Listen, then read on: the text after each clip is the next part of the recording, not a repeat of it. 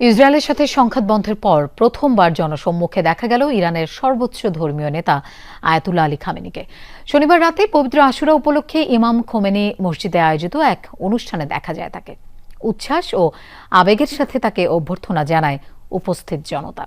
এ সময় তাকে সিংহ আখ্যা দেন উপস্থিত অতিথিরা। সবশেষ যুদ্ধবিরতির দুদিন পর তার একটি ধারণকৃত ভিডিও বার্তা প্রচার করা হয়েছিল ইরানের বিভিন্ন সংবাদ মাধ্যমে। Innovation for smarter life. দীর্ঘদিন ছিলেন লোকচক্ষুর আড়ালে, ধারণকৃত ভিডিও বার্তা প্রকাশ করলেও আসেননি জনসম্মুখে।